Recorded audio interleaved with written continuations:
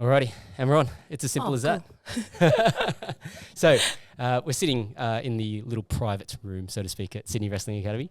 And I'm here with Gase Sanita today. So Gase is one of my teammates. We've done quite a bit of training together at Rockdale MMA Family Fight Team. And I've always been interested to know a bit more about your story. And so I guess to give people a bit of a synopsis. So Gase, she's a pro mixed martial arts fighter. You won IMMAF Worlds twice. Yep. Representing New Zealand. And yeah, like we sort of had plenty of interactions in the training room, and then it was like, okay, I actually want to find out a little bit more, because we were talking just the other day and you mentioned, you only really started combat sports probably about 8 years ago? Yeah, so like end of November 2015. I took my first amateur fight. Mm-hmm. So yeah, and that was when your son would have been 5 at the time, right? Yeah, well, he's 12 now. 12 now. Yeah. So he was born in 2011. Yeah, 4. Yeah, so 4. Yeah. Yeah, there you go. Yeah, pretty much. So, okay, let's sort of bring it all back and talk about, where you grew up and what life was like for you growing up, right? So your background, you're Maori, is that right? I'm Samoan. Samoan. Oh, shit. Yeah, my darling's Māori. That's all right. Everyone gets mistaken. So quite often he gets asked if he's Samoan and I'm Māori, but it's the other way around. Okay. Although I do really identify with being a Kiwi. Yep. And because I was born and raised in Christchurch, I'm pretty much a Samoan Kiwi. Okay. Yep. Okay. So let me just try and think back to, because I was in Christchurch recently and I'm just trying to remember which city that was. Okay, yeah, Christchurch was actually quite a nice place. Yes, it is. So it's like the city centre of the South Island. Yeah. Yeah, so it's like right in the middle of the South Island. Yeah, so I have to Garden City. I have to talk about this because it's quite funny. Because we went into Auckland. Auckland was like, it's just like kind of like being in Sydney, right? Pretty much. Then we went to Wellington and I was like, windy Wellington. What the fuck is going on here? Like, no offense to anybody that's from Wellington, but like when we were walking around, I was just like, people just have a totally different aesthetic here. Like their look is not to say like their attributes, but like the way they dress, their style, like that aesthetic was very different, artistic. They're very like each to their own type of people. and then we went to Christchurch and it was like, oh, it's just like, kind of like country town almost. Not that bad, but like it was like a really nice place. Yes, it is. It is a very nice place. Yeah. So you actually grew up in Christchurch? Yes, I was. I grew up in Christchurch, born and raised, lived there my whole life, and then I went to boarding school when I was about 14. Oh, boarding school. And I went to boarding school from 14 to 18. Okay, all right. Let's slow it down a little bit. So, do you have any fond memories of growing up in Christchurch? Like, when you were young, what would be your earliest memory? It's kind of different. Back then, growing up in Christchurch, anyone who was born in the 90s kind of knows that the era of living was a bit different. I mean, for us, we're the minority. So, like, we were probably the only Polynesian family within our suburb. Really? And apart from my cousins, there weren't really many Polynesians or coloured people. Yeah, so it was like... On. But I would have thought there'd be, like, Maori people everywhere, right? Like... Oh, yeah, but, like... Polynesian? Yeah. Okay, so, like, Samoans... No. Or what do you mean? Like, Christchurch was a white city. Okay. Like, it was just white. So, like, even when I went up to Church College for boarding school, and when I said, everyone just assumed I was from Auckland because Auckland is where all the brown people live. Okay. And so when they were like, oh, yeah, so what part of Auckland are you from? And as soon as I see Christchurch, people were like, brown people live there? That's actually a thing, like, and so growing up in school, I was always probably one of the few brown people. So it was a bit different, and like one memory of me actually going to the supermarket with my little sister, and we ended up getting jumped in the park by some skinheads. So like, really, that was very much my life growing up. Wait. So how old were you at the time? I would have been about 12. 12. Yeah. And so what? They just bashed you guys? No, you just like say racial slurs, pushed me, tried to pick a fight. Like I stood my own ground, and my baby brother was actually on his way home. Yep. And happened to see us, so he went and got my dad. Yep. And then my dad like found us on the way home as we were walking back, because obviously the guys pissed off. But I mean, they were saying stuff like, "Go back to your country." Like, go back to your countries with slaves or something like that. I don't know. They were very uneducated. Wow. But like, long story short, my dad found us. We drove like back home, and I pointed out that those were the guys. And then my dad tried to run them over with the car. True coconut style. Very. Like, he lost his cool and he jumped out of the car. He was about to bash them, but they took off, so he jumped back in the car and just freaking chased them. Yeah, there was no road. There was like just mad road rage. And then the cops got involved, and like everyone, like, you know, it was a peaceful ending, but it's just like I grew up very different. Yeah. So even at school, like in primary school, was there a bit of like animosity, not animosity, but like bullying and stuff like that? No, not So really. school was fine? School was fine. Like, I had to learn how to speak English because the way I was brought up was very far Samoa. So we spoke Samoan at home, never spoke English. So when I went to school for the first time at 5, I had to be put in ESOL and like learn English because my parents didn't speak it. Wow. And even to this day, they have very broken English, but they speak a lot more English than what they used to. Yep. And then as the years went on, kind of like they adapted, and my younger siblings kind of just spoke more English at home. Yep. And, you know, times changed. Like, as my parents got older, they adapted to the life of the New Zealand life, so to say. But yeah, they kind of just accepted it a bit more. And my siblings, or one of my siblings, she wanted to be Pākehā. She wanted to be Palangi, but like it means white in Samoan. So she wanted to be a white person, right? And so she just like refused to speak. Wow. And so to this day now, she still has very fresh Samoan. Yeah, wow. Yeah. There's always something about, you know, when you retain those languages though. Like it was one of my friends, Alex, that we were talking about this, but basically like there's a saying in Chinese which basically translates to like language is the gateway to culture, right? Because there's going to be terms that you can express in certain languages that would be very hard to express in English.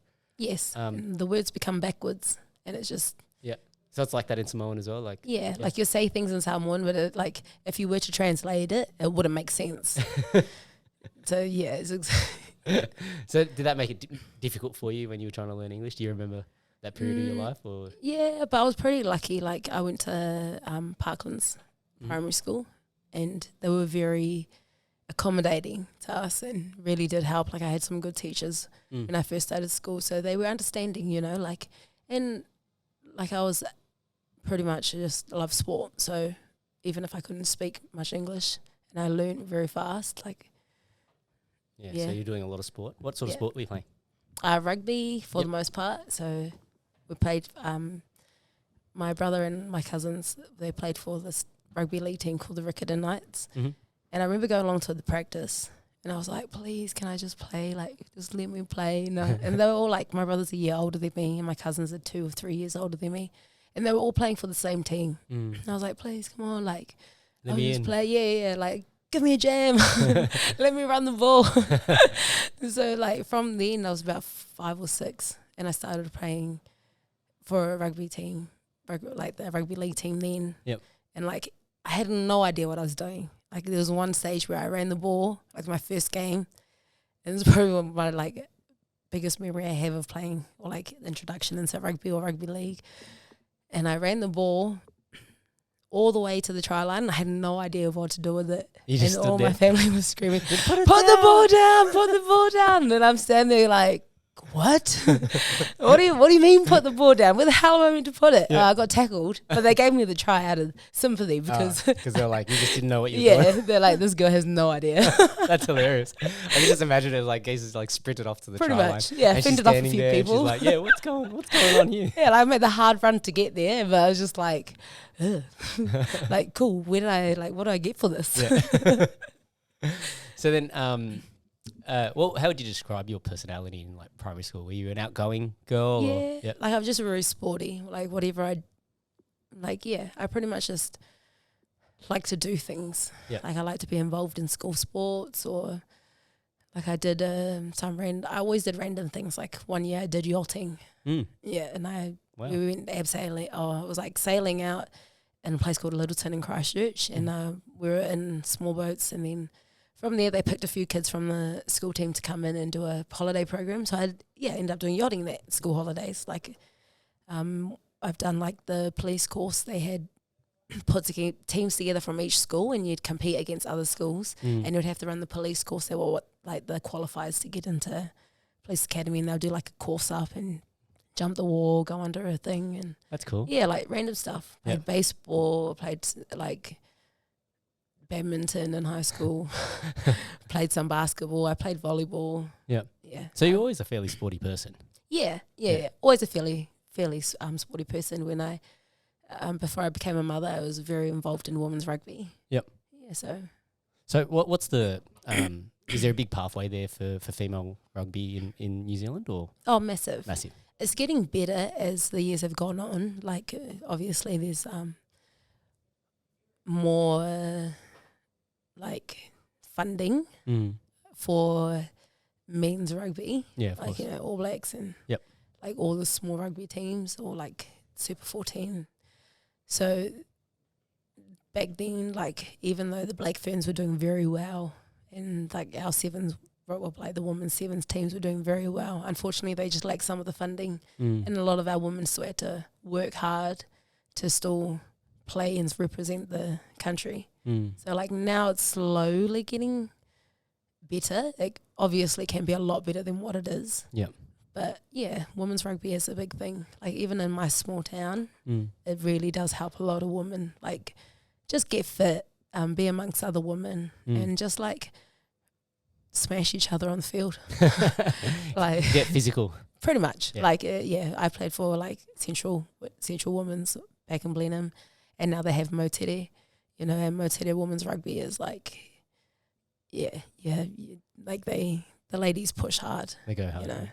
And with where I'm from in Blenheim, they have the Tasmanian Cup, so it's like the top of the South Island. So like a lot of the Nelson players and then a few teams from Blenheim where they'll face off and would travel there and they'll travel to us. And so nice little like competition setting and a round robin of teams. I think it's a big cultural thing there. Like when we were there and we were driving around, it's like you see these massive rugby fields. Yeah. And it's like not just like 2 fields. No. It could be 6 fields. Yeah. It could be 8 fields. Like and you're driving past field after field and they're all full and people are playing. And it's like, wow, like there's that many people interested in that sport here. Yeah. No wonder they do well, on the rugby on the and netball is a pretty they're the big ones. Yeah, they are the big ones. And even basketball. I mean, we've got the Breakers and whatever else, but a lot of the schools too, they do push for basketball. Yeah. So then, so how many siblings have you got in total? In total, there's actually 7 of us. 7 of you guys? Yeah, so I have 2 stepbrothers and then 4 of my other siblings. Yeah. Okay, so so the stepbrothers are from your mum's or dad's side? My dad's side, and they're in Samoa. So one's in Samoa and one's in American Samoa. Oh, wow. Yeah, and they're like 37, 38. Yep. And then 36. Okay. And then you got my older brother who's a year older than me, so he's 34. Yep. And then I'm 33. And then you got my younger sister who's 25, I think. And then a year under her, then another year. So it's a pretty big household then. Yeah. Yep. It's pretty big. What kind of place were you guys living in? Was it a big place, small place? Nah, just your typical, like we're a typical island family. Like we shared a room and mum and dad had their room and there's the garage. My brother had the garage for a little bit there. Yep. Yeah. And then I got to ask this, what was the family car?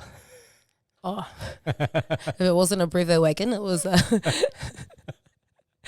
it was all the vans you could think of. But the old man used to be a taxi driver too, so he would have his taxi. Oh, okay. And you guys would just pile into the taxi? Yeah, taxi and then split cars up. Yeah. Okay. So, but like when I say that, I don't mean that in a negative way. I think, there's something nice about having, like I've got a fairly big family by modern standards, right? Yeah. Like I got 4 kids. Yeah. And, we're in a 2-bedroom apartment, plus a study. And, I think there's something to that, like, my kids will either congregate in the living room or they congregate in their room, and it's actually really nice to watch them all interact. Yeah. It's like we're the same. Like having our, like when I was living in Blenheim before I came to Sydney, it was just me, my darling, and my boys. So there's only 3 of us, and then we have like my auntie and uncle who live in Blenheim and my cousins. But like my family lived here, so my mum and dad and my siblings all lived here. So now that we're all in the same place, it kind of just like it's good, like like we all get to help out with each other's kids, and like if we need each other, we're there. It's just like it just makes it a real family vibe, and it takes a village, you know. And Yeah. at the end of the day, if you're around your village, it kind of really helps you at the end of the day. The support factor. Yeah, it does. Yeah. Okay. Can we talk a bit about boarding school? Oh, yeah. I'm really curious about the experience there, and I'm also curious about, you know, for you. Sorry, before we talk about boarding school, because you mentioned your sister, like she wanted to be like a white kid, right? Yeah. Did you ever feel like that? And the reason why I asked this Yeah. is because, you know, me as an Asian kid growing up, right? Like I think I went through those phases where, you know, I was We like, identify as confused. yeah, it's not. I wouldn't even say that I would Just wanted to identify as fit in. confused. Yeah, it's like I think, you know, and I've told this story before, but like my first experience with racism was like this kid in year 1 who was teasing me about being a Ching Chong Chinaman, and then I pushed him into the urinal. Sorry, Jason. I don't know where he's at in life, but if he ever listens to that, anyway, it's just something that I did. I think right? Jason deserved it. So, but like for me, you know, I don't think I wouldn't say that I ever really struggled with that identity, you know, between the two, but I know that some people do. Like, for me, like I enjoyed all the same things that any non-Asian person would enjoy, like when it came to TV and all that sort of stuff. But then I'd also love watching like Chinese shows and that and Chinese music and that kind of thing. Like I'd appreciate that. So I never really, I wouldn't say I struggled with it. I did enjoy, like, I love history. So like I would always, like, you know, I love like playing, you know, like like using my imagination to think like, you know, I'm a medieval knight kind of a thing. And even though it's a very Western thing, I could also do the same thing when it came to, like, you know, Chinese like kung fu people and stuff like that, right? Yeah. So I'm just a bit curious, you know, for you growing up, especially because you're in such a more white dominant area, you know, whether you ever had those feelings and like whether you looked at, like, you know, I like say, like, even I say this because, like, I know there are like females out there that it impacts their beauty standards as well, because if they see, like, you know, all their role models, you know, if they're all white or blonde or whatever, then it's like, well, I'll never be that, you know, and so it could impact your self-esteem. So I'm just curious whether you ever felt that way. Not really. Like, I feel like for myself, there's only really... No, I think I've always just been okay with being brown. Yep. And like a fun fact is, I was actually born very white. Oh, really? Yeah, so if there's a photo of me that my brother likes to share on my birthday. Yeah. And he's pretty much standing next to Michael Jackson. Wow. Really? Like, yeah, I'm very Pale. Yeah, very fair. And my mum's very fair. Okay. And so I kind of just got dark as the years came on. Yep. And then once I just went brown, I kind of never went back. But it's all the time in the sun. Yeah, pretty much. But I feel like, I never really had a problem with being who I was. Yep. There was one memory I had of, like, one of my aunties had come back from Samoa and she had bought these peas. And so, like, Samoan have these peas. Yeah. They're kind of like salty peas, right? Like you'd have the same in the Asian culture. Like wasabi peas? Yeah, kind of like that, but not wasabi flavour. Yeah, so, yeah. And I was eating them at school and she kind of like started teasing me about them. What, one of your friends? Just a girl from school. Okay, yeah. And I was just like, looked at her, I said a few words and I was just like, you go up yourself, you know, like. Yeah. And then it kind of like, I think then I was just like, oh, it's like not normal to bring peas to school. Yeah. You know, like it's just for us a normal thing. So like it was something that we ate and, you know, like there was a few times when I'd have to look after my siblings and I'd want to be like, oh, okay, maybe those were the times I would want to go out and just play and be a kid and be, say, a white person, because I know a lot of families or Pākehā families, the responsibility of the young ones didn't quite fall onto any of the kids in particular, more so the parents. And in an island family, it's a lot different. So if you're the oldest female, generally the responsibility of your younger siblings would fall onto you.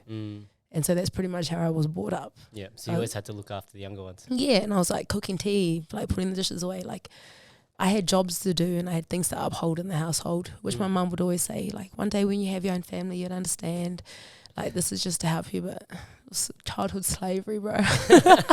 So your younger sister would have escaped all that then? Yeah, well, they did. They were like, they actually did. They really did. They got babied a lot. Yeah. And then when my parents moved here with them, they were like, oh, just leave them do them. They're just kids. And I was like, my goodness, I would have got slapped up the side of the head if I...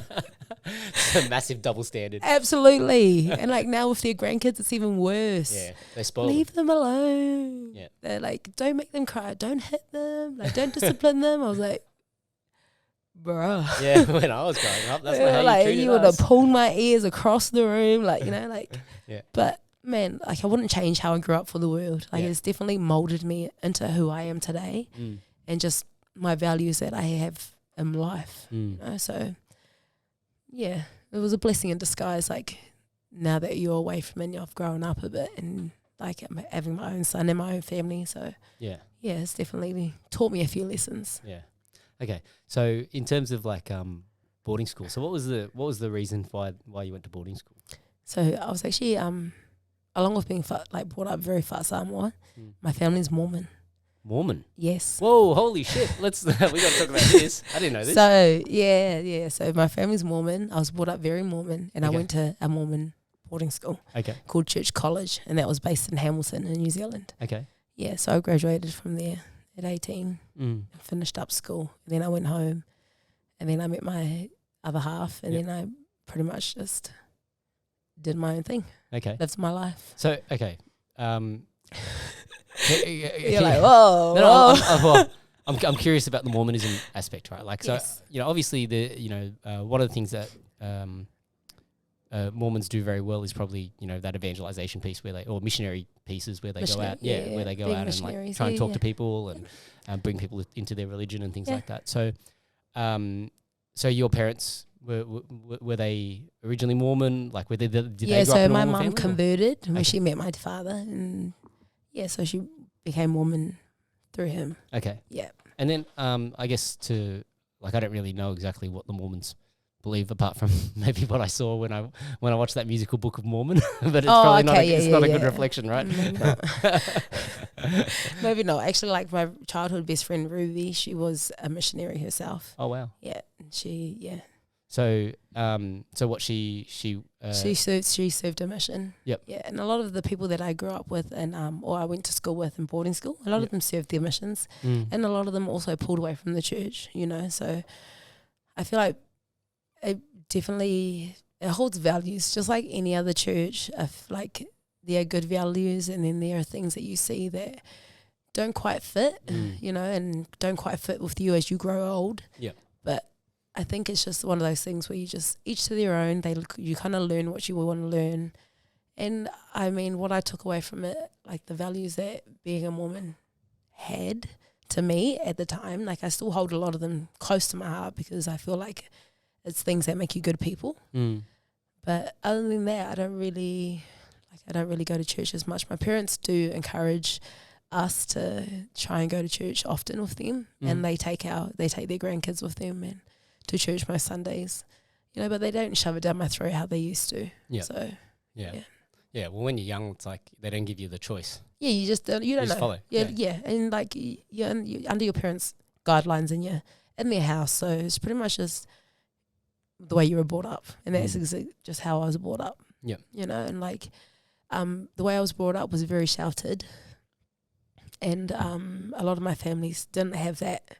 Like my cousins and a lot of my aunties and uncles, they weren't into church, period. So like me and my family, we had a very different upbringing to a lot of them. So in those two, like I've seen a lot of life, and I've seen a lot of different experiences through their eyes and through my cousins and talking to them, and like our house being the house where they would come over in the weekends because their parents are out 2 or 3 days in a row, and that'd be their safe haven, would be our home. So oh wow, I've experienced, I've seen a lot, and I've experienced a lot, and growing up the way I have, I'm very grateful for it because it did teach me a lot, and it did make me see that there isn't always good in the world, but it also made me realize that you don't have to belong to a church to be good in the world. Yeah. Was there any just along that line of thinking, right? Were there any notables in terms of like when you saw the worst of the world, so to speak, and like how was that very confronting for you? Because obviously you're quite sheltered, right? But then you're getting these other experiences from other people's sort of vicariously through them, but you're also seeing it live as well. Was there anything that sort of gave you a little bit of a shock, so to speak? Not really. I just knew the world wasn't always a great place, know, and like you grow up in a Samoan household, it's not like it's perfect either, you know, like, so I just know that, like, sometimes the world is very unforgiving. And as long as I did what I needed to do, I was going to be okay. Yep. So then, okay, let's talk a little bit about boarding school, but I'm also, you know, I want to come back to that because I'm curious to how that like impacts your life today, right? Because, you know, when something's a big part of your life when you're growing up, and it's just because, you know, through family, right? And then you make your own choices and you make your own decisions in terms of how you want to lead your life. I'm just curious about, you know, how that influences your perspective today. But let's talk about the boarding school experience, because that sounds pretty interesting, right? Like, so you go across to this 3 years. Yeah, boarding school, which is a Mormon boarding school. Yes. Yeah. So was it quite strict there? Yeah, it was quite strict. We had a routine. We were out by a certain time. Your dormitory was clean by a certain time. We had rules in place, like we had a curfew. You had to go to you had breakfast up at the cafeteria. You had jobs that you needed to do. Yeah, there was just a routine. You had a routine that you had to do, and you kind of just got by like that. Did you have to? Was it nice to not have to look after your siblings as much? Yeah, I kind of like left. There was like a little bit of a reasoning behind me going, was partly because I got over looking after them all the time. Yeah. But in the same breath, it was just so I could like experience a little bit more, because I heard about this school a lot. Yep. And I was like, at that time, I was really set on serving my mission and doing things in the church. Yep. So I wanted to kind of experience that and being away from home. So I was very fortunate that my parents allowed me to go, and they, like, it's not a cheap thing either. So it's like they worked very hard to put me through that school. What were your parents doing for work? So my dad was a taxi driver and my mum was just like a factory worker. Okay. Yeah, so they both, like, and then dad was doing buses for a little bit there. So he was driving buses for the bus company in Christchurch. Yeah, so they've always just been very hardworking people. Yeah. So then, were there any, you know, notable sort of experiences when you were away at boarding school, or anything that springs to mind from a story perspective? Yeah, you know, you got up to your mischief ways, and you did things that you shouldn't maybe have, I experienced a lot. And I made some like lifetime friends, you know, lifelong friends there, and yeah, we still keep in touch to this day. Yep. Yeah. And out of curiosity, like, you know, of your friends, like, would you say it's like 50-50, like 50% of them are still really engaged in the church and 50% have walked away, or is it like lean more one way or the other? Or? I think it would probably be 60-40. So 60-40. So more of them have stayed with the church, or more of them? More of them have kind of left. Okay. Yeah, and it's not to say that the church is bad or anything. And I have nothing against Mormons. Like, I really do love them because that was a big part of my life. But it was just, it's just how their dice rolled, I guess, at the end of the day. And it's just how they had, like, obviously things of the world had been of influence to them. And, like, a lot of them, maybe not all of them, but a few of them would have just left on their own accord. Like, they wanted to do other things, or other things just seemed more enticing to them, I would say. And you kind of can't do those things when you're in the church. Yeah. So I had to go. Yep. No, fair enough. So then, in terms of, like, I guess, like, how do you view, do you currently have a relationship with God, so to speak? And, like, how do you view religion in your life, or that relationship? Oh, I believe in God. Yeah. It's like, I don't pray a lot. I do pray sometimes, or like in times of need, or when I feel like I'm really struggling, maybe I'll pray then. But yeah, I don't know, like, it's different.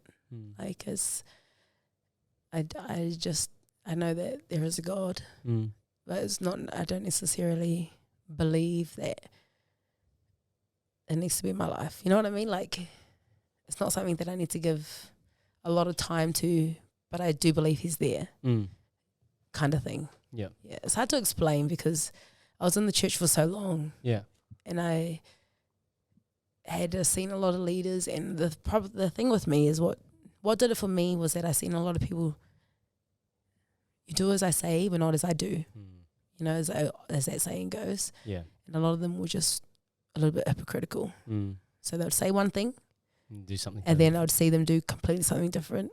Mm. And then I think when I hit 18, I actually never used to drink. I never touched anything until I was 18. Mm.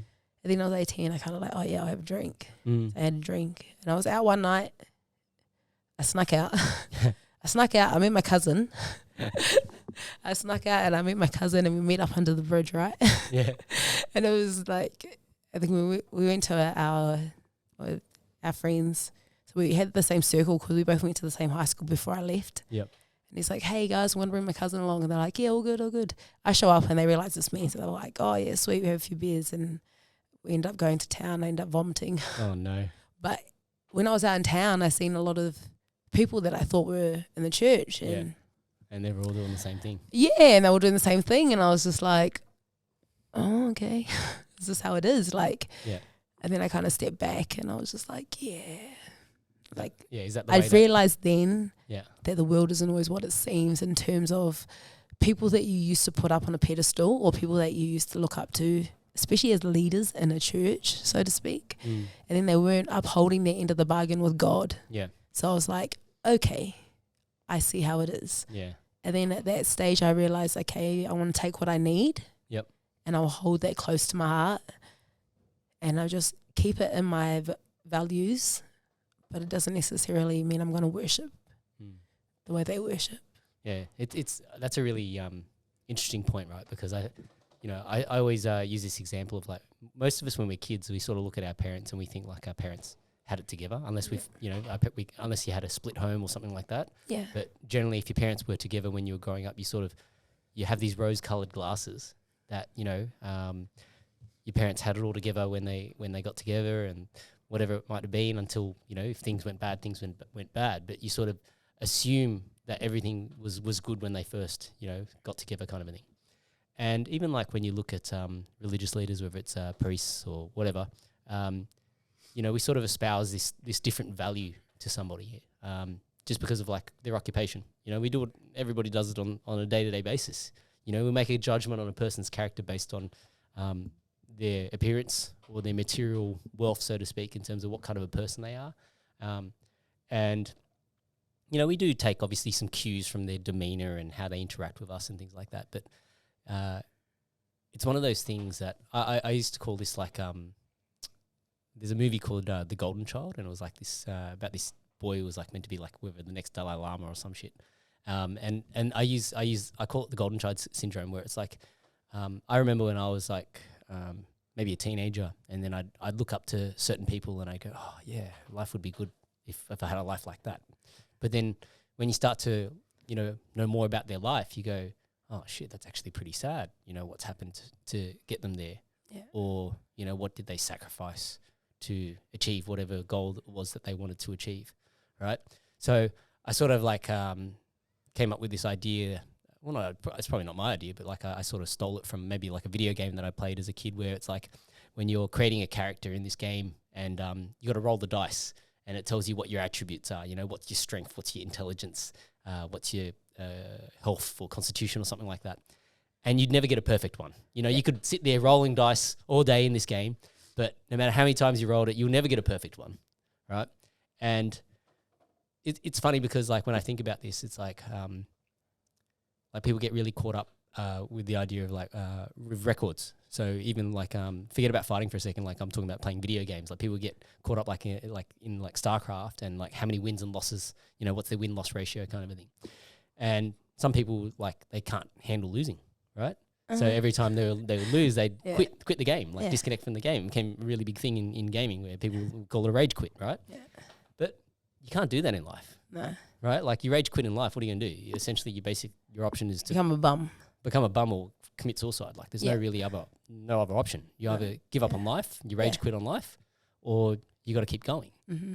And I think, part of that, of developing that maturity is understanding that, hey, you're never going to get a perfect role.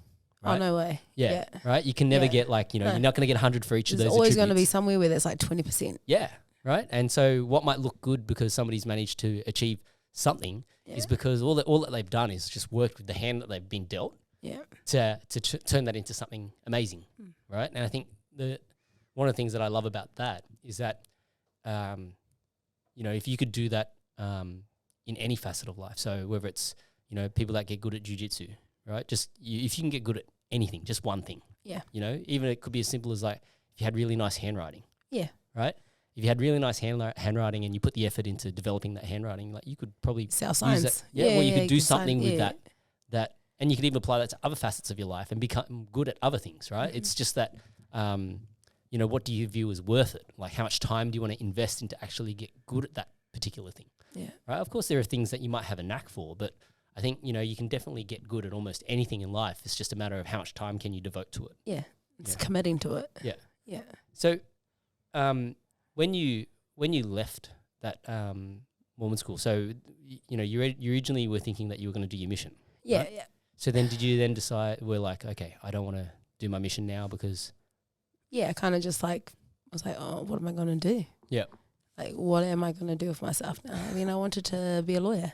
A lawyer. Yeah. Then I was like, okay, I'll apply myself to university, and okay, this is what I'm going to do. Well, long story short, I didn't go. I actually met my other half at my cousin's 21st. Okay. Yeah, and then like we started talking and communicating through text, and so I just ended up living in Blenheim. Yep. So I ended up living in Blenheim, and then we were together for a wee bit, and then I ended up having my son. Yep. And then becoming a mum. Yep. And then I decided that I was just going to be a mum. Okay. I was just going to live my life and be a mum, and I was kind of okay with that. Like, I was just really loving my journey as being a mum. And then after having my son, I kind of got like the baby blues, which a lot of women will know if you've had a baby, you just know. And then I kind of suffered from antenatal depression, which took a spin. And so I was like, it took me a wee bit to kind of get out of that. Yeah. And then after I got out of that, I kind of found my feet again. Yep. And then my son, I didn't enroll him into school. And my thing was like, if you're going to have a kid, my thing is you're going to raise this son. Like a lot of people will put their kids into preschool or like very early on in their lives. And I always said I was never going to do that until he could talk. And so like around almost 3, I then enrolled him. And then once he went to school, I actually found my feet and I became a preschool teacher. Oh, wow. So okay, hang on. Let's slow down, right? It's like a lot of things. Yeah, you gave me so many things there, right? Okay. Let's just talk about so with hubby, right? Yeah. Was it a surprise when you found out you were pregnant? Yeah, well, kind of was not planned. Like, so, just trying to think of what's the right way to put this. yeah, not planned. Yeah, absolutely not planned. But I mean, yeah, but like I'm curious about how that. Well, okay, there's a few things I'm curious there. Right, is obviously, what were the emotions that you went through when you found out? Because it's like it's a bit of a shock, right? Yeah, and like if you're not comfortable talking about it, it's cool as well. Just tell me. But I just want to sort of understand and the reason why I always like probing on these things is because I think empathy is a really important skill to develop, right? And I can't really put myself in your shoes or like try and envisage it without you sharing the details, right? So you find out that, oh crap, I'm pregnant. Yeah. What goes through your mind? Do you remember what was like the first thought? I was just shitting myself. Yeah. I was just very is my dad gonna kill me? Nah, no? like I neither like my mom, I was like, oh fuck. I was like, oh, what is she gonna say? But no, they were very good. Like my parents really do believe that having kids is a big blessing. So I'm very fortunate. And they were just very accepting. They love Luke. They love Luke more than they love me. Shout out Luke. So, so I was all right. And he was like, yeah, it worked out very well. And we kind of just worked through it together. Like we were a partnership, like there was nothing else. Yeah. Like my life wasn't going to go anywhere else. Yep. So we knew that we were going to be stuck together for the rest of our lives. Yep. We kind of just worked with it. Yep. And embraced having the journey of parenthood together. So what was his reaction when he found out? He was like, oh shit. That's all right. It is what it is. It was just, yeah, I'm glad I had him when I had him. Like, I mean, now he's 12, and he's bigger than me. So we kind of grew up together. A lot of things that I was finding out for myself for the first time, it was like I was doing it with my son. Yeah. So it was a beautiful thing.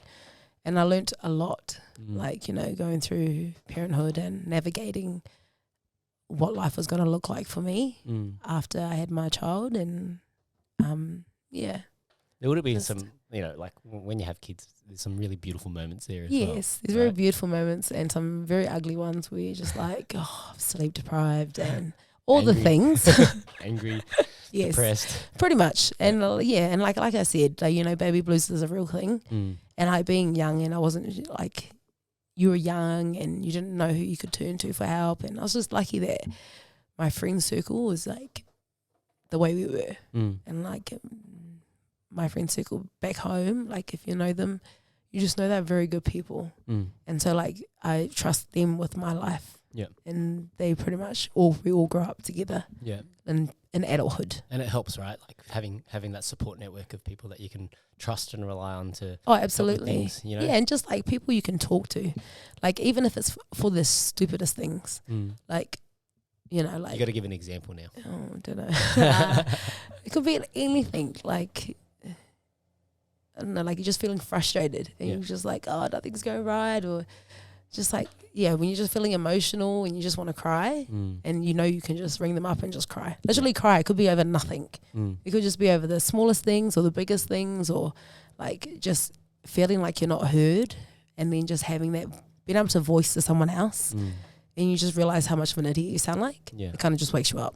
Yeah. So it's like, it was good, you know, like, so I learned how to trust and how to love unconditionally through growing up, through my adulthood life, pretty much. Yeah, the venting thing is quite a funny one, because my wife will often say like I'm the worst person to vent to, because I like try and like help her, and it's not what she wants. No. I don't want any advice. I don't want any help. I just want you to listen. And Yeah, like, pretty much. And then now it's like, if I don't say anything, it's like, why aren't you speaking? Yeah. It's like, I can't fucking win. No, because you should know. Because you should just know. If I like want to vent, you just need to be like, oh, this is the I don't need to reply vent. Yeah. And then like when it's like a rhetorical question, but it's like a vent in the same thing, you're like, oh, she wants me to reply. Yeah, I could actually but say very something. like you're treading on eggshells.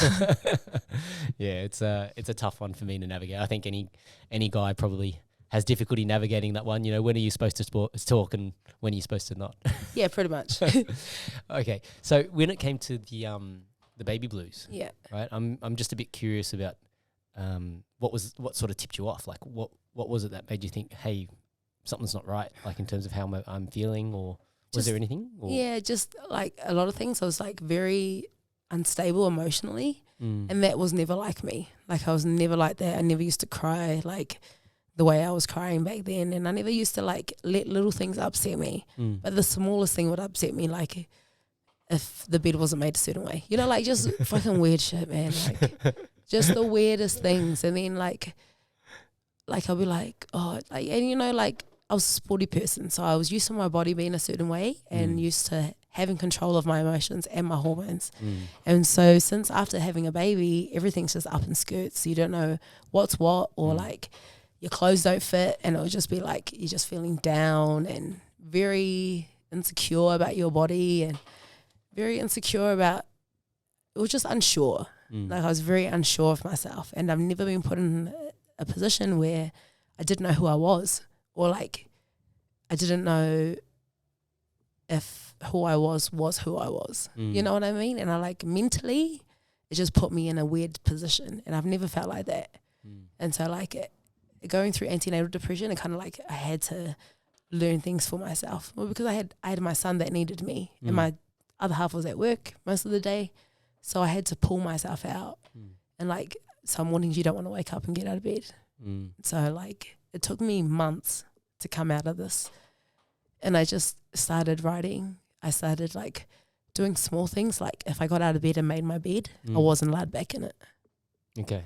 And that was just it. So you just want to crawl back into bed and... Oh yeah, I didn't want to get the fuck up. Yep. I was just like done. Like if I fed my baby and put him back to bed, I just didn't want to go back out of bed. I didn't want to leave my house. Wow. Like it was bad. Yep.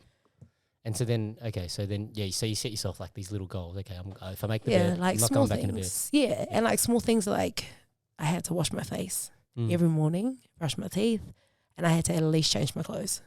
Yep. Even if I wasn't going to leave the house, that's what I had to do. And then like, you know, like I know because a lot of people see me and they're like, I'm happy and I'm always talking and like, but through that stage of my life, it was like through the first year of his life or a little bit more, like I just hide it. And no one really knew except my other half.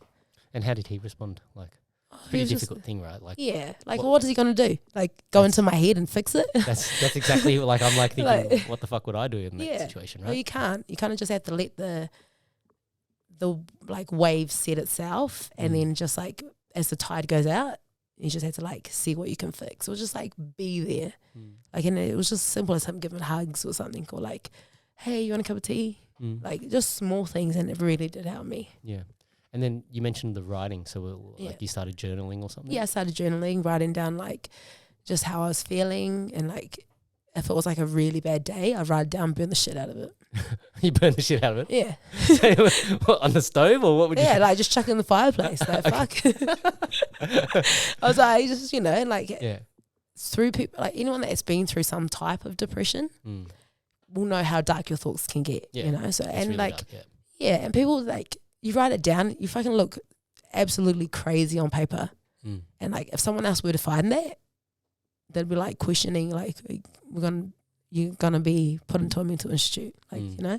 So I just like, okay, I'm just extra negative today, like, I don't want to do anything, my life sucks, type of thing. And then I write everything I feel down. I was just like, start the fireplace and just chuck it in. And then just like, okay, if I'm feeling any better, write it again, chuck it in. Yeah. And it kind of just like took me a little bit, but yeah, I kind of learned how to journal from there. Yeah. So is that something you still do today? Yeah, definitely. Especially when I'm feeling like annoyed at myself and I can't get a technique, I will write it down. Yeah. Yep. Just quickly blow my nose. All right, we're back. Where were we? Yeah. Okay. So the journaling. Yeah. And so that's something that you've carried through to today. Yeah. Yeah. And there was a guy who used to train with me. His name's Curtis, and he started doing coaching for like athletes or anyone that needed mental coaching.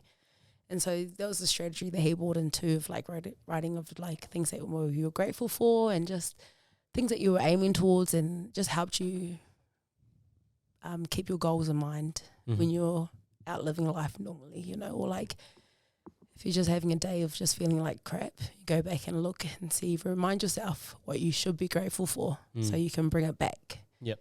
And like just have a purpose. Yeah. Isn't it? I find that to be a little bit funny, and not because it's funny, haha, but you know, so I will often talk about that, you know, I pray. So my prayers aren't necessarily like, you know, something bad happened in my life and I'm praying for it to get better. I find that a lot of people, you know, like you mentioned earlier when we were talking about it, is that when things are bad, that's when we turn to prayer, because it's like you need some hope in your life. Yeah. Right? Yeah. So that's how most people treat it. And for whatever reason, like, and this is only probably something more new in my life over the last few years, is like it didn't really sit well with me that I would only pray when you need something. Pray when I need something, because I sort of look at that from the perspective of, you know, if you were to view God as being like your father kind of a thing, it'd be like, you know, I'm only coming to you when I want something. Yeah. Right? And so that's how I sort of looked at it. And so then that's why I sort of made it more of a thing where rather than praying when I excuse me, when I want something, to just sort of use it as more like a thing to go and say, you know, what am I grateful for today? Yeah. You know, it's like, dear God, I'm grateful for all of these things in my life, and you know, if I do need guidance on things, I'll be like, okay, well, let's help me to see what I need to see, right? Yeah. And I think, you know, it aligns with that idea behind journaling, because when people do like those gratitude practices or write down the things that they're grateful for, you know, it's like when, and I've used this example plenty of times, but it's like if you're thinking about buying something, you know, you see it pop up all the time. So like as an example, whenever I would change, when I was working automotive and I'd change car brands, like if I was going to Mercedes, I'd be like, oh, there's suddenly a lot of Mercedes on the road. Yeah. Right? And it's not that there's any more Mercedes on the road. It's just that now I'm noticing it. Yeah. Right? And you know, that's what you wanted. So it's like. Yeah. Right. And so then when I changed to BMW, it was like, okay, there's a lot of Beamers on the road. Oh, no, they've always been there. Yeah. Right? So likewise in life, the good things and the bad things, they've always been there. Yeah. And we just, we always fixate on the thing that we're, that You're trying to do it at the resonates. moment. Yeah, it resonates with our emotional state, right? So when we're down in the dumps, all we're going to see is things that are bad. Yep. And things that upset us and things that are negative. And when we're in good moods, we only notice the good things. Yeah, even if it's a shit, like even if something happens that's not such a good thing, you'll find the silver lining because you feel good. Yep. And nothing will wreck that mood. Yeah. But yeah, exactly that. Yeah. And I think, I think another concept that I find really helps with that is just understanding that, you can't have good without bad. No. Right? They're basically two heads of the same coin. It's having a left foot and a right foot, Yeah, right? So like I sort of like operate in life now where it's like, not to say that I'm what's the right way to word this? I would say it's like I have a certain confidence about life that things are going to work out. Yeah, regardless. Irrespective of, sure, it might not work out exactly how I planned it, but it's it always works. going to work out. Yeah, it right? works. Yeah. And so I use that, in my approach to life, and I find that, what's the point in stressing about anything? Because there's no point because you wake up tomorrow, it's like if you stress over work, because I used to stress over work a lot, and it'd be like, okay, but I wake up the next day and work's still there. Yeah. So why stress about it? So it probably puts off people like that they might think it's like, oh, why don't you care? It's like, no, I do care. Yeah. But I'm not going to let that impact every other facet of my life. Yeah, exactly. Yeah. I kind of have the same attitude when it comes to life. And my darling always says, oh, you always say that. And I'm like, yeah, because it'll work. Like, who cares? Shit will happen. Yeah. Things will work out for the better of it at the end of the day. Like, if it's, like you said, things don't always go as planned, but there's a reason for that. Yeah. And you have to be okay. You have to be okay with that. And you have to be okay with the fact that you can't always control everything in life. And that no matter what hardships get thrown at you, it will work out. Yeah. Like, and it becomes a self-fulfilling prophecy as well. Like when you focus on the negative things in life, it becomes a self-fulfilling prophecy that you will experience a lot of negative things in life. Yeah. You're a magnet for it. Yeah. Yeah. Like, it's just, it's not a cool way to live. And like, I've definitely seen a lot of that too. So for you, you start the journaling practice, you start doing these little things, and slowly you manage to pull yourself out. Yeah.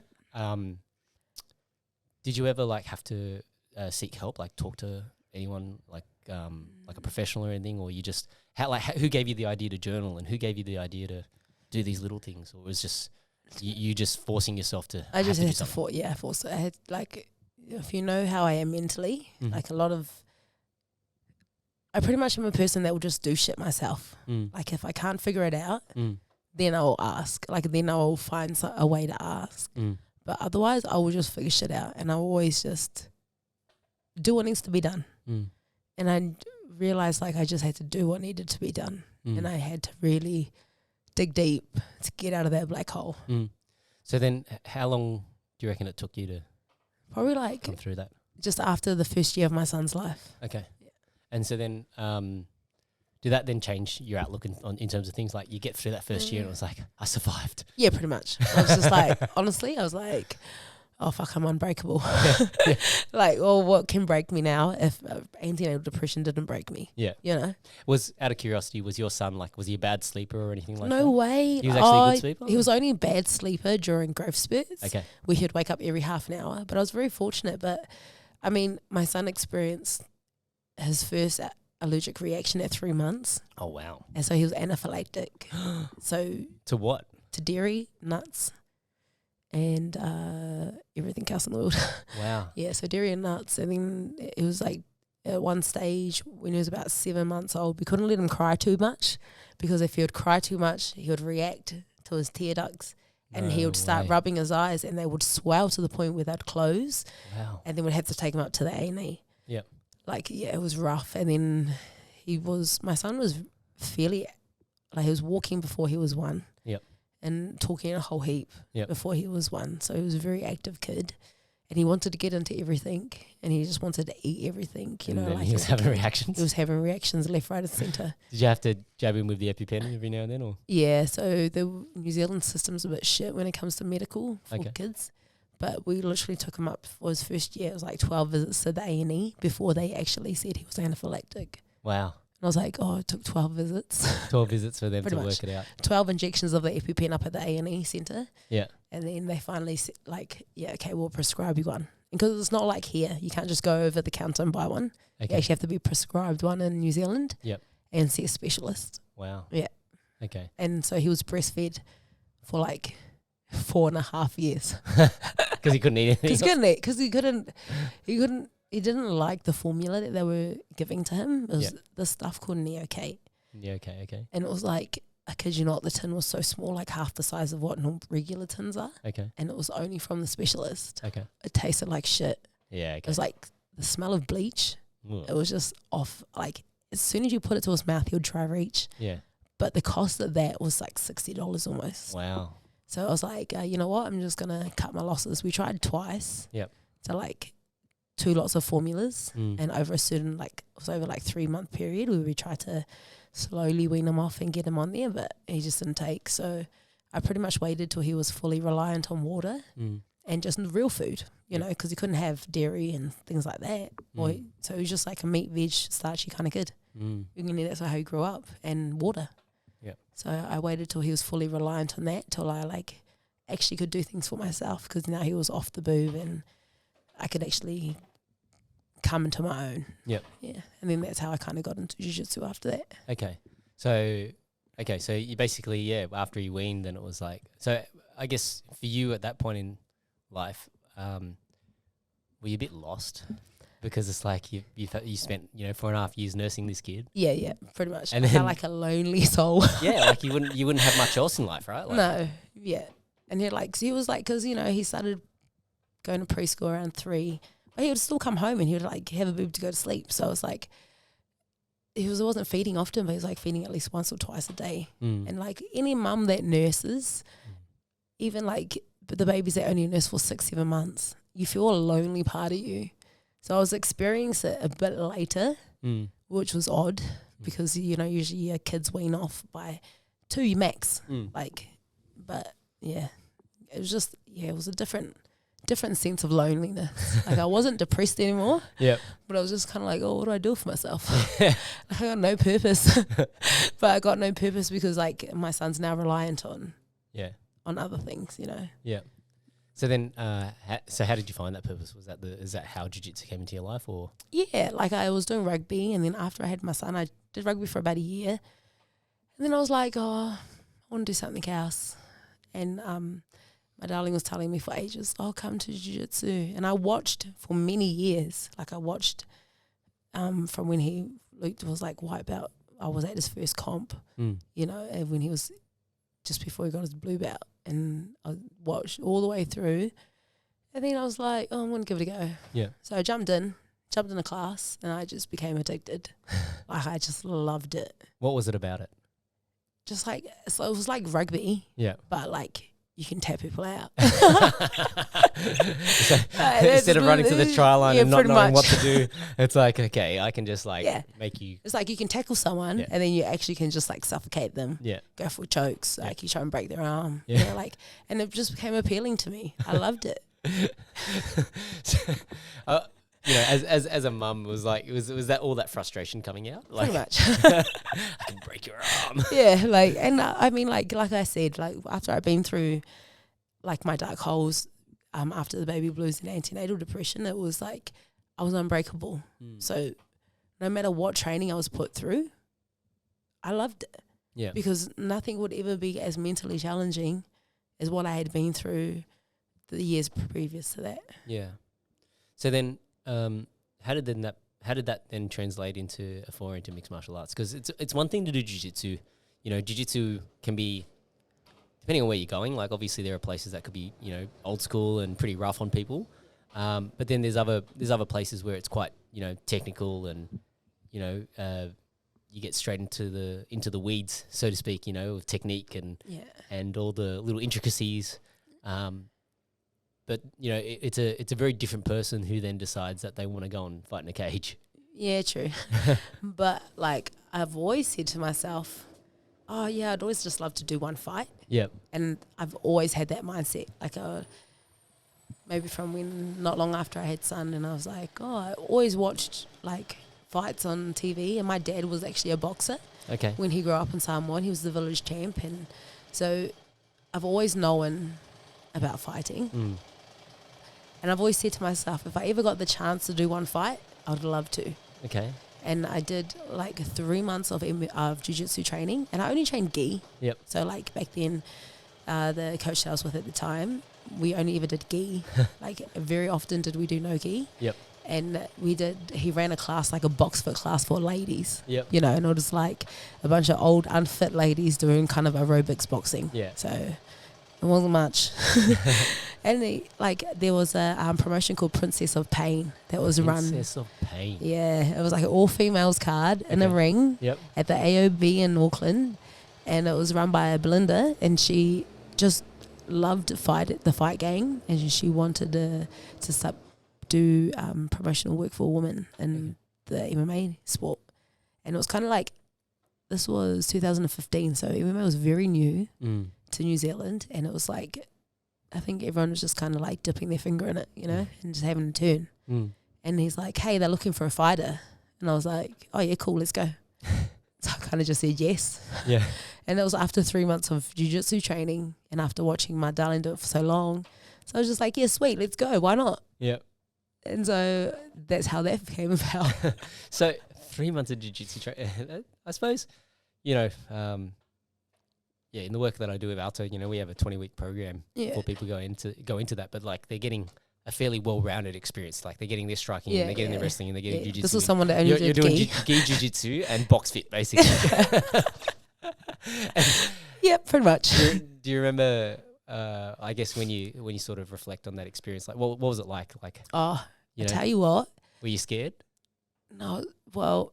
No, yes and no. I was more excited because I was like, yeah, I finally get to live my dream and do one fight. Like, I was game. I was very game. Who do you remember who you fought? Oh, yeah. Like, so this, my first fight actually came with a lot of controversy behind it. And, like, my opponent, Renata, me and her still are very close to this day. Yeah. You know, but, like, she actually caught a lot of backlash for it. And I apologized to her because it was, like, just uncalled for, you know. What like was the after she missed weight and things were said, and like it was at the end of the day it was a big mismatch. Yep. But at the end of the day I said yes. Yeah. You know, so regardless of she missed weight, he said, she said. Yep. We agreed to it and it happened. Yep. So like after that it should have just been left at that. So what weight was it for that? So we agreed on like under 100, about 95. And she missed weight and it was by a lot. And like when you say by a lot, are we talking like by 10? Kind of. Wow. And then she went and got IV'd up at the hospital because she was very dehydrated. Yep. And like, yeah, it was just not, like she just looked very sick come weigh-in day. And I was way under. I was like 93. Yep. Because I'd trained, like, and I'd trained my ass off. Yep. And I was like in that mindset, like, fuck, I trained my ass off. You think I came all the way up to Auckland? Yeah, to not fight. Exactly. Yeah. And I was like, yeah, nah. I'm not going to waste my time like that. Like, and I had friends who literally came with me. Yeah. Like my G was there, and my G is like my friend Wawai. She's like an old soul, you know, and she's like been there since day dot. And like they sacrificed a lot to be there with me. So I wasn't going to go all the way up there and not pull through. Yeah. And so, like she missed weight, things were said, and the fight went ahead. And there was like, at the time, it was kind of like, the main event was meant to be like a round robin of, there was like a knockout, like kind of like how King of the Ring is run. Yep. And there was like 8 women that was meant to be going for this one prize. Yep. And a couple of girls got injured. One broke her arm. Oh no. Something else got pushed. Anyway, my fight that was meant to be at the start of the night ended up being co-main event. And that was like my first ever time. Yeah. And I was just like, the fuck, why does it take so long? Yeah. Oh yeah, you're actually the co-main event now. I'm like, are you fucking kidding me? Yeah. Wow. So yeah, I experienced everything in my first fight. Yeah. Like I experienced what not to do. Yep. I experienced the meaning of different weight classes. But I also like learned things like I have a solid ass chin. Yeah. Like me and her stood and banged for 3 rounds because I was trying for a single leg and it just was not coming about. Like she was, yeah. You needed the gi. I did. I needed the collar grip. But, yeah. And to put this into context, right? Like now you fight basically featherweight or bantam, like that's 66 or 61, right? Yeah. And so your first fight was at 95. Yeah. Fuck me dead. Like that's a big difference. Yes, it is. Like I've worked hard, and I've just like trying to find my feet. So like even at Worlds, I did 70. Like I did lightweight division, and that was for 2 years. And I was walking around 65 for both. Yep. So let's go back one step, because, you know, so you finished that first experience, and originally you were like, I just want to do one. Yeah. What then became the bug that said, no, I need to go again? I lost. Yeah. I lost. I ended up losing that split decision to Ren, and it just burnt this fire inside of me. Yeah. Of like, I can do way better than that. Like, what the hell is that? You know, and I gave my heart to that fight. Like, and I realized then, like, if I can't break now, like, what more can I lose if I go do another fight? Yeah. And so I just lost weight, apparently. I just lost weight, and I went to the next fight, and I came through, you know, and then I just kept going after that. Like, I kept dropping weight divisions. I kept finding my feet in other weight divisions, and I just came into my own, and I just became addicted to the game. So then what was the catalyst to then go and do IMMAF Worlds? I actually fought for that spot in the New Zealand team. Oh, really? Okay. Yeah, so I fought a Fijian and on Shuriken. Okay. Yeah, I fought like on... Shout out to Jason. Yeah, had a on Shuriken, and that was for the spot on the New Zealand team. And I think I won that fight with a sub, but it came up, and New Zealand was like their third year running a IMMAF team. And the first 2 years, actually, my teammate Braden Graham was the only other fighter in the team at the time. Wow. So it was us two. Yep. And he actually made the team both times. Okay. And so the first one, he didn't quite get the gold. The second one, he got the gold. And then the third one, they were like, oh, we need to find spots for the New Zealand team. My coach at the time said, yeah, we're keen. So, yeah, we went up, fought for that. And I managed to secure my spot in the team. So then, because IMMAF, it's an amateur organisation. Like, even though you've secured a spot in the team, did you still have to cover all your flights and things like that, or did you actually have help? No. Like, I did a lot of fundraising, and my friends were the biggest help. Yeah. And like, I had a lot of good sponsors that came through from locally. That actually helped support me heaps, especially through both of my worlds.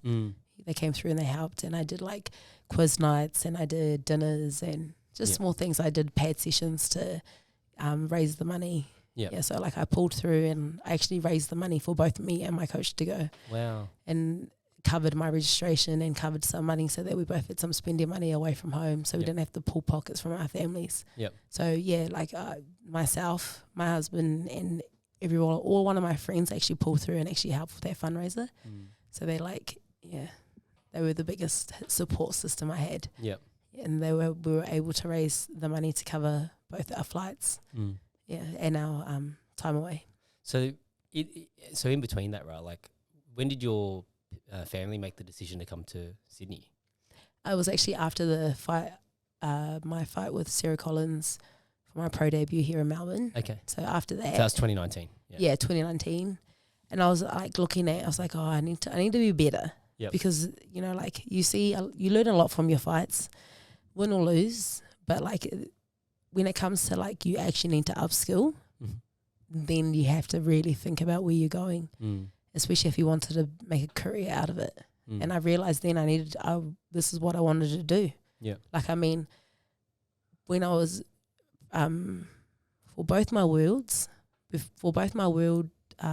trips to IMMAF, I was actually working full time, studying a Bachelor's of Education, early childhood, and I was like coaching full time.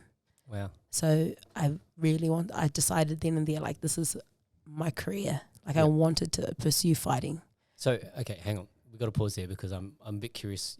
You mentioned you were doing kindergarten teaching or pre-kindergarten. Preschool. Yeah, preschool, under fives. So how did that fit into all this?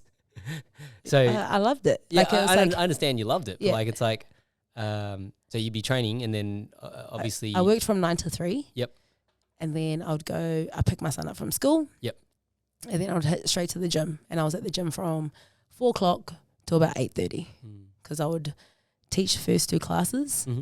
and then I would help with any other class, and then I'll do the adults class. Yeah, wow. Yeah. And so, okay, so after the fight with Sarah Collins, you're like, okay, I need to upskill. Yeah, yeah. And the team I was with, or like the coach I was with then, he just had that old school mentality. Like, you train here, you train nowhere else. And like, they weren't willing to upskill themselves, which kind of made it hard for me to upskill. Yeah. Especially if I wanted to pursue MMA. Yep. And like, they only did jiu-jitsu, you know, and there was only a select few things that he could actually teach me. I'm very grateful for what he had taught me leading up to it, but we just didn't see eye to eye on a few things. And funnily enough, when we left IMMAF the last year, we were approached by Bellator, you know, so we had an opportunity to foot in the door, as they say. Yep. And then like after the Sarah Collins fight, we're at the airport, things were said, and he said to me, oh, you know, I'm very sorry, I could have, like, the debut could have gone a lot different had he not given the wrong contact details to Bellator. Oh, wow. And, like, it made me click then that they had the mindset of greed, of, what if it happens if she signs and she leaves us in the lurch kind of thing. Yeah. And, like, if you know me, you know I'm loyal to the bone. If I say I'm with you and you're my coach, like, I'll go into bat for you any day of the week. Yeah. You know, and... like, yeah, from then I learnt a lot. I learnt a lot about myself. I learnt that if I wanted to be in this MMA business, I needed to learn the business. And I needed to do things to better myself now. Like, and it wasn't to do with anyone else in the team. It wasn't to do with anything. Like, it wasn't to do with them, because I love that team. I love my team. Like, the guys that train there, they were my brothers. Yeah. And like, it's always when money gets involved. Yes, pretty much. Right. And it made me see things like it didn't have to be that way. Yeah. You know, it was pretty much as simple as that. It didn't need to be that way. And I seen then that like I needed to make a decision. And I talked to my darling and we came up with all right, like, so I had family here and I was missing them like crazy because of like I'd been away. I didn't see them in 3 years before that. And so I was like, you know. So they had moved over before? Yeah, they'd moved after the earthquakes in Christchurch. Oh, so after the earthquakes, they had moved to Sydney. Yep. And we just hadn't found the time to come over. Okay. And so, like, I was missing them like crazy. And I was like, hey, look, Mum and Dad are in Sydney. Like, this could be an opportunity. I know that Sydney have better clubs. And I can upskill here and learn what I need to learn to be better. And, like, Mum and Dad were more than willing for me to move in. Like, me and the son to come over. He could do school here. And yeah, so that actually ended up being the decision we made. And after the Sarah Collins fight, my guy Chris was actually helping me with finding fights at the time. He actually got me a fight with Courtney King. And Courtney King was just, she was with Invicta at the time. And she was looking for a fighter. And I was like, oh, yes, we are fight you. And I did it more so just out of spite. Like, I was fucking pissed off. Yeah. I was very annoyed. And I was like, you know what? Screw you. Like, I'm just going to take my career into my own hands. Probably shouldn't have taken a fight after 2 weeks of Sarah Collins. Yeah. Like, it probably wasn't the smartest thing ever. But it was like, what have I got to lose? Like, I need to learn for myself. This is what we're doing. So I said yes to the Courtney King fight, lost on a split decision. And then, yeah, like I was like to Luke, okay, we need to work on my hands. We need to work on this and that. Found a few key things that we knew that we were missing. And then we decided I was going to move here. Yep. So then, you know, do you miss home? That's absolutely. Like, if you've been to Blenheim, or if you've been anywhere near my family there, they're just one of a kind. Like, they truly are good people, and they actually almost chased me out of town. They were like, if this is what you want to do, they were like, if this is what you want to do, there's only so much we can help you here. Like, you need to actually pursue it. And so they've been my biggest backing, like my strength con team, PR Shed. Yep. Maria and Ali there, like, she has been with me, like, through a lot, you know, and they've like, even they were the ones that said to me, like, listen, we'll still help. Like, they still do all my programming for StrengthCon. And when I go home, I do a lot of training out of their gym. But they were like, you have to do what's best for you. Yeah. You know, and so I'm also curious about, you know, when you talk with Luke about it, right? You go from being a mum and you know, you were very comfortable to sort of be like, okay, you know, I'm happy to be a mum, and I'm going to be a mum until, you know, well, you're always going to be a mum, but like, you know, you're going to look after your son until he can speak, and then he can go to preschool and do all that sort of stuff. Then I'd love to know how the conversation went when you said to Luke, hey, I want to pursue this and be a fighter. I think I kind of seen it coming once I didn't stop taking fights. Okay, yeah. So, but I'm very curious about how, what his response was, because, you know, I know if Angela was to turn around and say to me, you know, she wants to do a fight, I'd probably faint. It's not anything against her, but like, she's like the most, you know, anti-violence person. See, like, I'm not about violence and confrontation. I would, if necessary, and someone confronted me, you have to stand my ground. Yeah. But like, that's Luke's job. Yeah. that's Luke's job to protect me in that one. Yeah. But like, when it comes to fighting, he just has my back. It's as simple as that. Like, he'll have my back. He trusts me that like, I'll pursue everything wholeheartedly, and I'll try my best. And I mean, that's all he's ever asked of me, is like, just go out there, do your thing, try your best, and anything else we can kind of work on. But he's like my biggest cheerleader. Yeah. Yeah. Yeah. Because I'm just thinking about that, you know, like, yeah, from the first fight, and it was like, you keep taking fights, and he's probably thinking, is she gonna stop? Yeah, is she gonna stop? Like, everyone's like, is she gonna move home because we miss her? And he's like, she'll come home when she's ready. That's what he always says. She'll come home when she's ready. Yeah. And like, he's not going anywhere. You know, like, we've been through a lot, and he, like I said, he's my biggest cheerleader, but he'll also put me in line.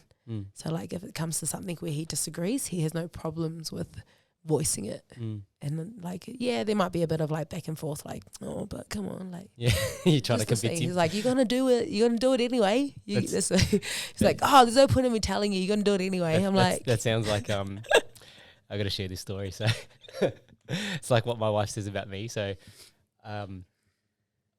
I when the Black Friday sales are on, I was like fixated on buying this rug to replace, like, so I had like jigsaw mats in my living room, and one of my mates, shout out to Brian Ebersol actually, because he was the one that was saying, hey, you should get one of these, was telling me about like this memory foam mat, and it's like a plush mat kind of a thing, and I'm not going to say the name because, you know, they're not paying me for this, but I was fixated on getting one, and I was like, I want to get rid of these jigsaw mats because, you know, I feel like with the jigsaw mats, like, there's always little cracks, and the kids will eat, and the crumbs end up on the floor, and you got to pull them up all the time and wipe it down. And I was like, I'm just going to buy this thing. And then Angela's like, no, don't buy it. Yeah. And then she was like, oh, she went and grabbed, we had a couple of like those spongy rubber mats that like kids mats, right? Yeah. And so she put them on top of the jigsaw mats, and I'm like, it's not the same. Yeah, it's just like I just well, it's not only that, like, the kids, they pull it up, and because like they're two separate mats, like there's an edge, and I'm like, they're always pulling it up, and so anyway, I was fixated on getting this mat, and Angela's mum was like, yeah, just buy it, right? And just like, she's like, has this problem where she doesn't like to spend money, right? Yeah. And I'm fixated on it, right? I'm like, so what color are we getting? And she's like, no, we're not buying it. And then I was like, come on, we'll buy it. Yeah. And she's like, and then in the end, she's just like, you know, you're just gonna buy it anyway, so just buy it. Yeah. And then I'm like, okay. You're like, say less, we're done. Yeah. And then I was just like, so what color do you want, right? Yeah. And so I buy this mat, and then it arrives the other day, and we pull the jigsaw mats up, clean the floor, and then put this new mat down. And the kids, like, they love it. Like, they're like rolling on it, and, you know, first thing they do, they lie on it. So they used to always sit on the couch when they're watching TV. Now they sit on the mat, right? And then I was like, you know, and they can roll, they can do jiu-jitsu on it, like they can wrestle with each other, and it's blah, safe. Blah, blah. It's safer, mat. Right? Yeah. And so then I said to Ange the other day, I said, just admit it, you love this mat. Because it's like, it's now one piece. I said to her the other day, I was like, oh, I feel like this mat has like changed the entire living room. You know, the whole feel of this place is just different. So feng shui is just beautiful. just absolutely rubbing it in. And she's like, look, she admitted she does enjoy the mat, and she just said, I probably don't love it as much as you. And I'm like, yes, you do. You know, like, we'll clean it the other day, and like the kids like had got texture on it or something, and she's there wiping it. And I'm like, see, it comes out. And then she's like, yeah, it's a pretty good mat. but anyway, so I just laugh because it is. that's what it made me think about. You know, with you and hubby, you're like, you're gonna do it anyway, so just go and do it. Pretty much. And it's like, there's always this thing, like, go and do it, but just be safe. Mm. You know, and he's always there to pick up the pieces, like, especially when, like, my head's in chaos or I feel like I'm just unsure or, like, was it really worth it? Like, there's all the sacrifice that you've been with it? He's like, yeah, just hang on there. So, like, he's good like that, you know, like, he'll motivate me to hang in or he'll be like, give it a chance. Or if I'm like, nah, fuck this shit. And he's like, just give it a chance. Like, calm down, it's all good, things will be all right. And so he's just a sound head, you know, like he's got his head screwed on and he'll just has my back.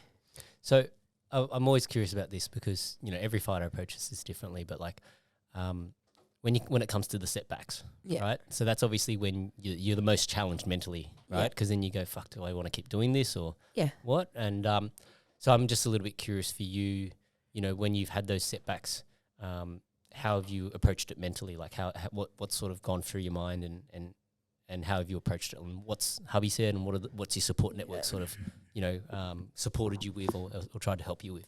Yeah, so the first thing I do is like I look at the fight and I'll look at what things did we do the same in like the same situation. So like my fight with Anastasia to my Jamie fight, like what a few things that we did were similar and repeated mistakes. And I freaking hate making the same mistakes twice, especially when it comes to things that I could have just changed. You know what I mean? Like you didn't realize how much control you had of the situation until after the fact. Yep.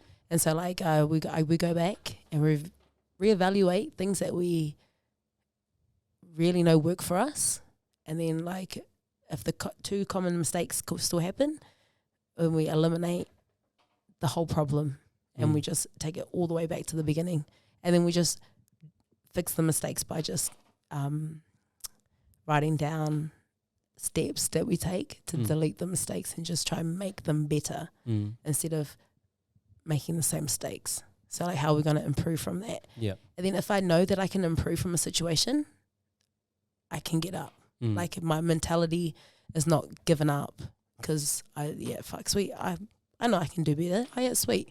How are we going to work from it? And pretty much from there, that's how we rebuild. Yep.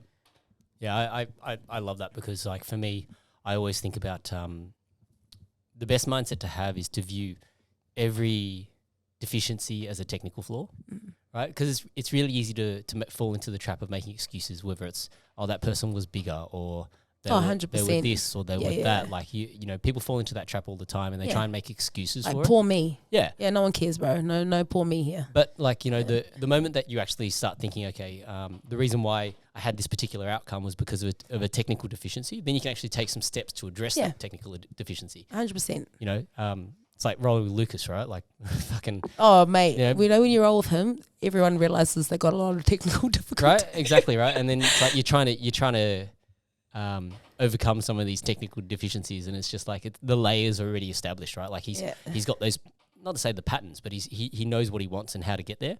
Yeah. And he'll just exploit every single little opportunity to take you into that zone where you're like just like fuck.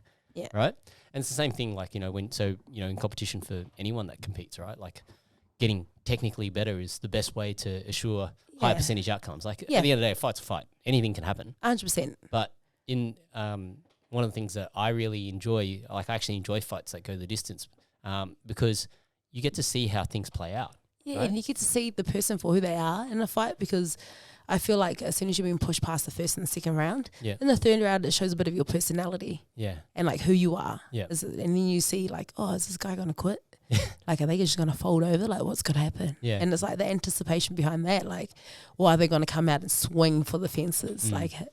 Like it's really fight or flight in the third, especially if you're down on the cards, you know? So it's like you get to see someone for who they are and like just, I just love it. It's just like something that just makes me go, oh.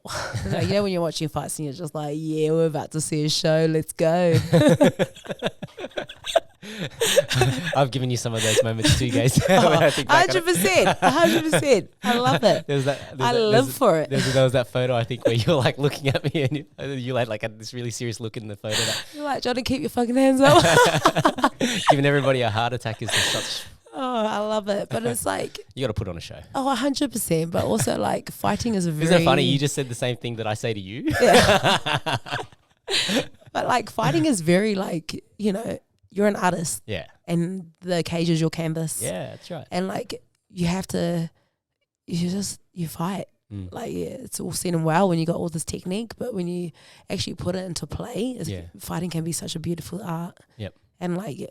You know, when you get like very high level experienced people in the cage, it's just like, oh, let's see what's going to happen. Like, you know, especially ones that aren't scared to fight. Yeah. And so it just makes for a beautiful violence and just, I love it. Yeah, when you see it, like, I don't know, I live for it. Like, it's just one of those things. Just, you know, I always talk about it, the smell of the gloves, and I just... it's like a drug, you know, like after any fight night and I'm like there to support, my eyes are pinging. Yeah. Like there's no drug in the world that you can give to someone, and my eyeballs are like, they're like, Gase, your eyeballs are the size of saucers. I was like, it's because these endorphins, bro. It's like next to none. You can't put that on a pill. Yeah, you're right on the wave. Yeah, pretty much. And you can't put that next to something else and compare it. You know, there's no comparison to how that feels, and there's no comparison to what it feels like being in a cage, like. You can't compare it to anything else because it's everyone has an intimate, like, you know, it's like each fighter will come out of a fight and have different thoughts and feelings. Yeah. But you cannot ever compare that or compare it to training or any other scenario. It's an exchange of energy. Yeah. Right? You go in there and you exchange energy with this other person that, you know, it is very intimate, but you know, like not in the sexual way. It's intimate in the sense that, you know, you're both pushing yourself to your absolute limits. You're you show up. You're exactly. Right? And you're redlining the whole 3 rounds. And so you don't really think about that. But like, you know, when you do that, you come out of that experience and you really do work out, okay, so where are you at mentally, you know? Where are you at physically? There's no greater test. No, there's no greater test. And there's no greater test to rebuild yourself, especially after those kind of situations where you have to actually rebuild yourself. And like for me, I've rebuilt myself so many times that like after the Sarah Collins fight, I left my old camp and things didn't work out well there, you know, like that could have easily mentally broke me. And I could have easily given up and just been a preschool teacher. Yep. But I realized like when you have talent, it only goes so far, but you have to put in the work to sustain that talent and to be able to upskill from that talent. Yep. And if you actually want to make a career and pursue something like that, it doesn't only take time and effort, but it takes a lot of courage to step out of your comfort zones. Yeah. And it takes a lot of courage to like move your family across the ditch and just be uncomfortable. And for 2 solid years when I moved over here, I was uncomfortable. Like I would do things like just Google map the closest open sparring, chuck my gear in my bag, and I'll just rock up. Yeah. I'll rock up, chuck my gear on. I'll do some hard rounds. Yeah. And then they'll be like, oh, who's this girl? Like, you know? Yeah. And my darling, he would say to me, can you stop doing crazy shit like that? Stop doing crazy shit like that. And I'm like, yeah, but how else am I going to test where I'm at if I don't just put myself in that? And he goes, yeah, I get that, but like minimize that, you know, like just so I wouldn't put myself in positions where I might get hurt because I'm walking into a pool of unknown. Yeah. But yeah, like slowly as I'm trying to find a team and like finding my feet in the MMA world here in Sydney, I've slowly stopped. But I will still do it on an odd occasion to help me see where I need to work on and just spar with different bodies. Yeah. Yeah, but open mat and like jiu-jitsu, I'll roll anywhere in the world. Yeah. Yeah, for me, I love doing that. Yeah, you know, it's like, just beautiful. It's just one of those things, you know, I'm fortunate to be able to do it as much as I do, right? Yeah. But like, to go and train at all these different places, all these different camps and get to experience, you know, the different levels and also like it's taught me a few things as well in terms of like, you know, I think when you walk into those situations and you're the visitor, you know, it's really important that you develop some self-awareness and also like the whole idea behind, you know, checking your ego at the door is definitely the way to be because, you know, like I've been to some camps where it's like they're high level people, right? So you don't want to risk it getting injured to try and be a hero. And if anything, all you do is you come away looking like a dickhead. Yeah, right? And you don't want to be that guy that's the spares on the mat. Yeah. You know, and be like, you just walked into a gym and it's slightly disrespectful. Yeah. You know, like I'm like, Yeah, by all means have fun, but it's just you know, you just got to approach it with the right demeanor. I think that's Yep. And also read the room, right? Like there are places where it's encouraged, right? Yes. There are certain gyms where it'd be disrespectful to go light, right? Yes, I've experienced that before. I went to a gym and I actually had one of the girls in an armbar and it was on tight. Yeah. I didn't want to, like, she wasn't going to tap, so I was just like, oh, should transition out. Like, and her coach yells from across the room, you need to tap. You're not going to depend on everyone being nice to you like that. Yeah. And I was like, and then he looks at me and he goes, you need to go hard. And I was just like, wow. Yeah, okay. no. I'm like, okay, I'm not about to break her arm. Yeah, but like, that made me feel a bit uncomfortable. But I was just like, okay, like, all right, if that's how you guys roll, then sweet as, I'll roll like that. Yeah. But, you know, I'm like, okay.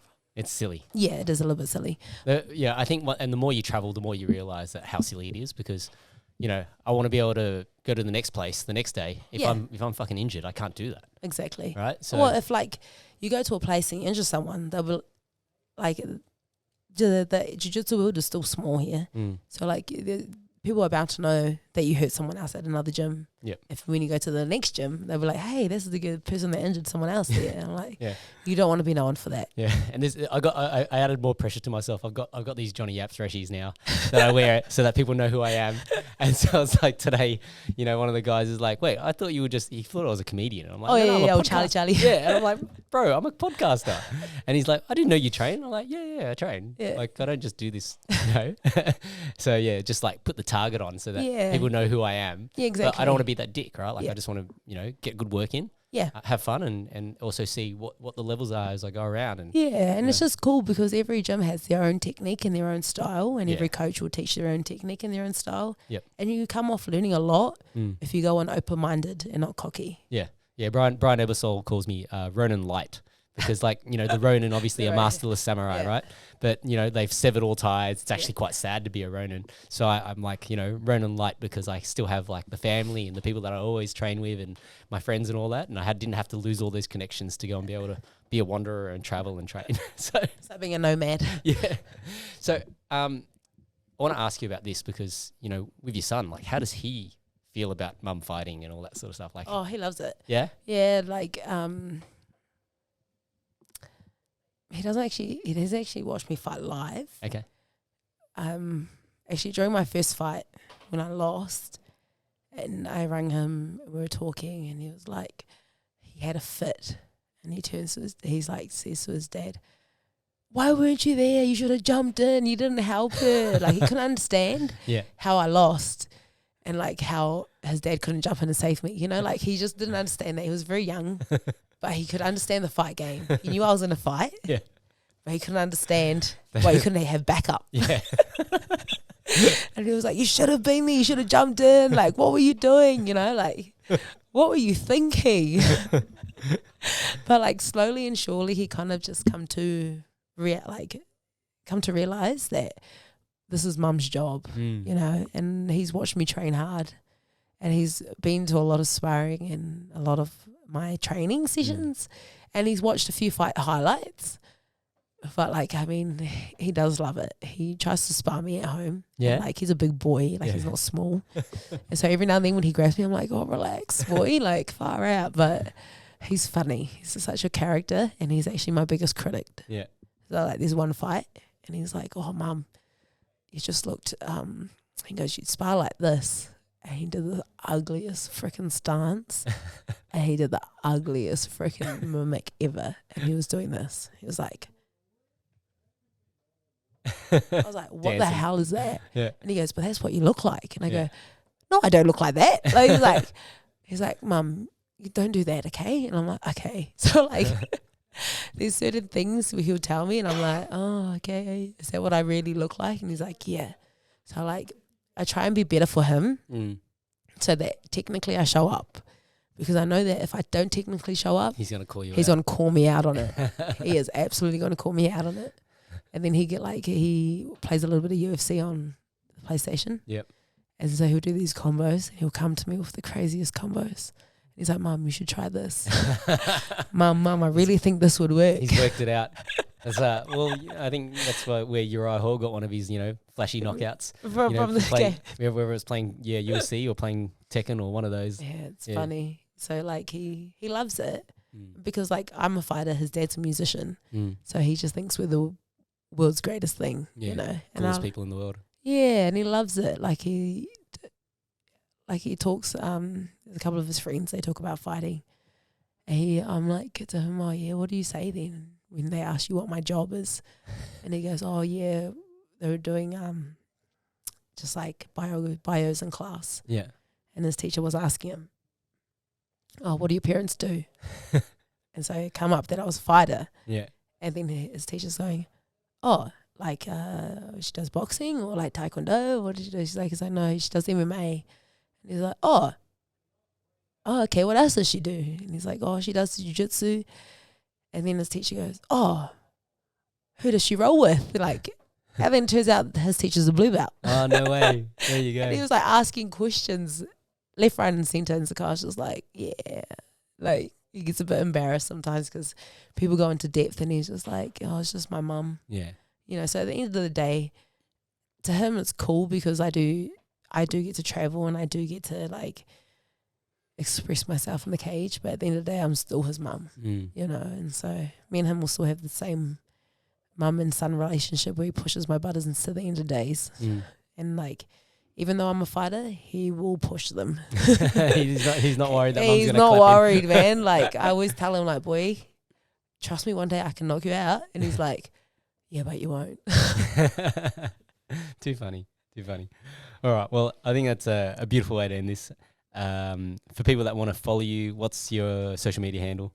Oh, it's very basic. Yeah, okay. It's Gase. I don't even know. It was Gase underscore Sanita. Sanita 11. Yeah. What's the 11 for? It's my son's birthday. Ah. The year. The birth year. Yeah. Okay. Birth year. There you go. Yeah. But yeah. It's pretty much me. I'm a very basic person. No, that's all right. Well, I'm sure there'll be some fight news coming soon, so we'll see what happens. Yeah, hopefully. I'm very excited for what 2024 has to bring. So yeah, got a few things coming. All right. Thanks, everyone. All right. See you later.